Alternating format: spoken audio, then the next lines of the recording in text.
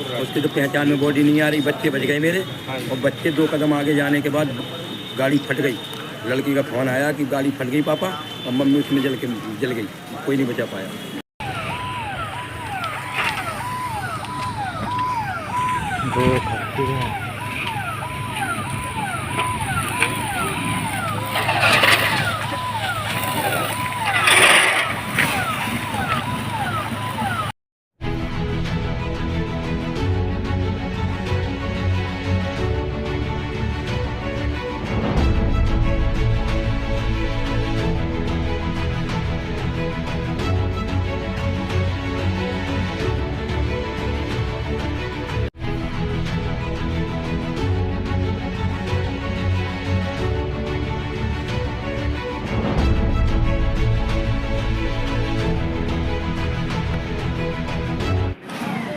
नमस्कार, आप देख रहे हैं अपनी मथुरा न्यूज़। मैं हूं आपके साथ, मैं प्रदीप चतुर्वेदी। देखिए, आज मथुरा यमुना एक्सप्रेस वे पर एक बड़ा हादसा हो गया जिसमें 7 बसें आपस में जा भिड़ी और 3 कार भी जाके भिड़ी हैं। वहीं इसमें बताया जा रहा है कि लगभग 50 से अधिक लोग घायल हैं और लगभग 17 लोगों की इसमें मौत हो चुकी है। वहीं जो घायल हैं उनका लगातार जिला अस्पताल में और अन्य अस्पतालों में उपचार किया जा रहा है और लगातार जिला प्रशासन जो घायल हैं उन पर निगरानी बनाए हुए है। उनके उपचार के लिए लगातार प्रशासन लगा हुआ है।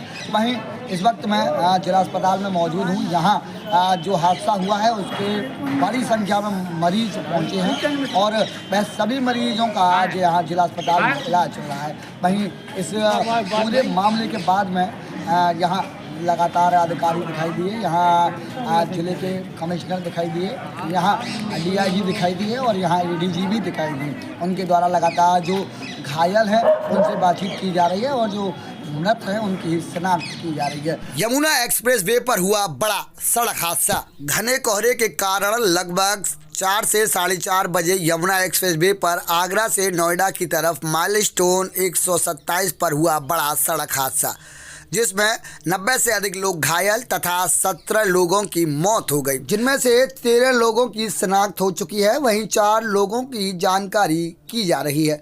वहीं आपको बता दें कि मंगलवार सुबह आगरा से नोएडा की तरफ जाने वाले 127 माइलस्टोन पर एक बड़ा सड़क हादसा हो गया, जिसमें 7 बसें व 3 छोटी गाड़ी आपस में जा भिड़ी। यह हादसा कोहरे की वजह से हुआ। वहीं हादसे के कुछ देर बाद सूचना के बाद पहुंचे जिलाधिकारी एवं वरिष्ठ पुलिस अधीक्षक ने वहां की वस्तु स्थिति का जायजा लिया और उसको संभालने का भरसक प्रयास किया।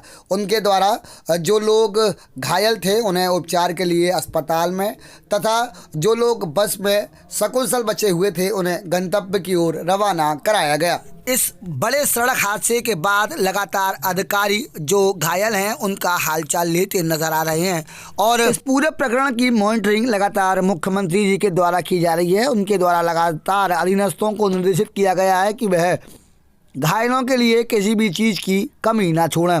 वहीं उनके द्वारा जो घायल हैं उनका मुफ्त इलाज की घोषणा भी की गई है और उनके लिए राहत कोष की भी घोषणा प्रधानमंत्री जी एवं मुख्यमंत्री जी के द्वारा की गई है। वहीं इस पूरे प्रकरण के बाद सुबह से ही जिले के सभी अधिकारी पूरी मुस्तैदी से घायलों का हालचाल जानते तथा उनकी देखरेख करते नजर आ रहे हैं तथा जिलाधिकारी के द्वारा निर्देशित किया गया है कि वह जो घायल हैं उनकी देखरेख में कोई कसर न छोड़े।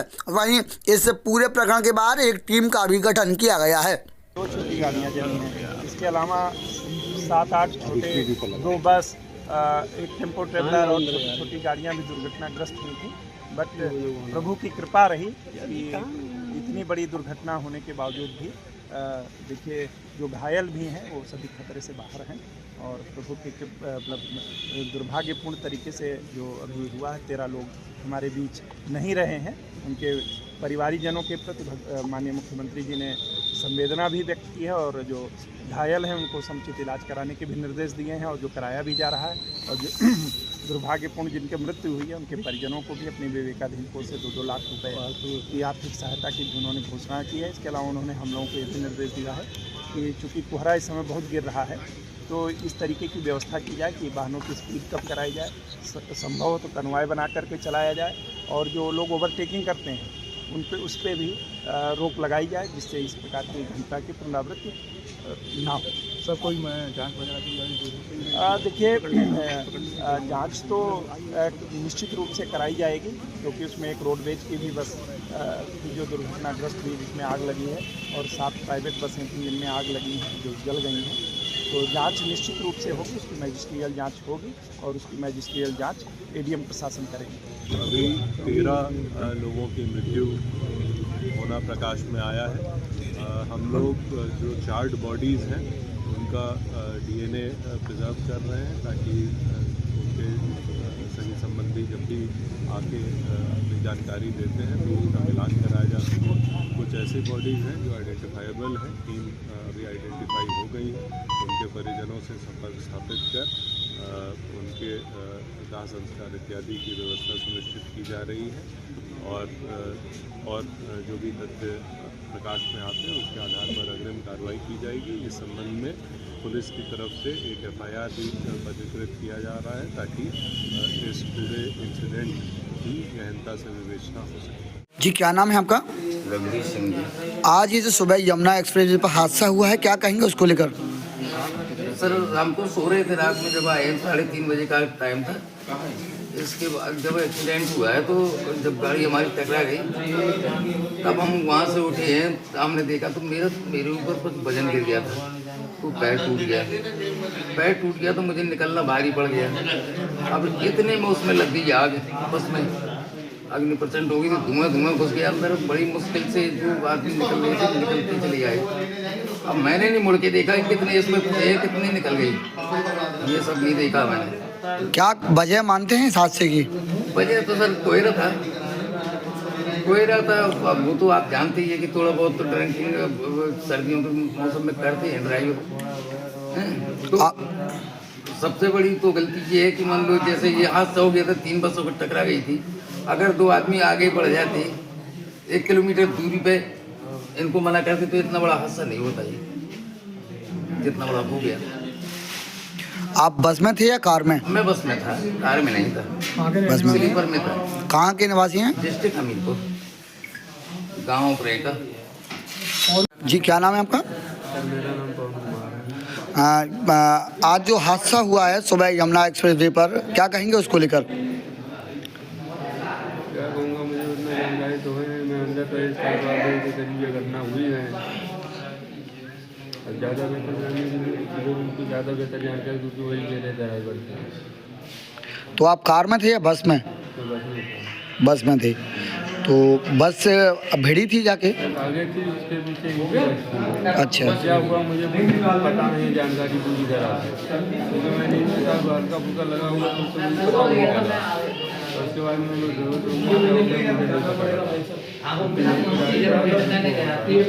क्या वजह मानते हैं इस हादसे की? ये कोयरा था और एक गाड़ी आगे थी, 2-3 गाड़ियाँ लगातार बढ़ती चली गई। कोयरा तो बराबर दिख नहीं रहा था, पता नहीं ये कोई दिक्कत थी। 4 गाड़ी 2 और मिलत था, वो मिलत गया था, उसमें 2 गाड़ी और 4-5 क्या नाम है आपका? गोविंद। क्या कहेंगे आज के इस हादसे को लेकर? हमारे बहुत दुखद घटना है। हम मोदी जी और प्रधानमंत्री जी की यही आशा करते हैं कि हमारे बच्चे पल जाए, मदद करें। उसकी तो पहचान में बॉडी नहीं आ रही, बच्चे बच गए मेरे, और बच्चे 2 कदम आगे जाने के बाद गाड़ी फट गई। लड़की का फ़ोन आया कि गाड़ी फट गई पापा, और मम्मी उसमें जल गई, कोई नहीं बचा पाया। जो 2 आदमी रहे अंदर, गाड़ी की दम ब्लास्ट हो गई। आपकी जो वाइफ थी वो कार में थी या बस में थी? बस में थी, स्लीपर में। बस में थी? हाँ जी। बस हुई है ब्लास्ट? बस हो गई ब्लास्ट। वहाँ तो कई हो गई, एक नहीं हुई, 8 ब्लास्ट अभी पड़ी हुई, 4 कार। तो आपको कैसे जानकारी हुई है इसकी? के पास मोबाइल था, वो खिड़की से कूदवा दी, बच्चों को दोनों को खिड़की से निकाल दिया, अपन फंस गई। आदमी से निकल ऊपर से कूद के गए तो मैं नीचे दब गई, और जैसे ही निकल के कूद के 2 कदम आगे जाने के बाद लड़की बोली बस में आग लग गई, और धड़ाम से बस फट गई पूरी। मुझे कॉल आई कि पापा बस फट गई। उसी समय से हमने 4 बजे से गाड़ी लेके, एक गाड़ी खड़ी किराए की लेकर दूसरे से लेके हम भाग आए। कहाँ के निवासी हैं आप? जिला हमीरपुर, तहसील राट, ग्राम नौरंगा, जिला हमीरपुर, ग्राम नौरंगा, थाना मझगांव, उत्तर प्रदेश।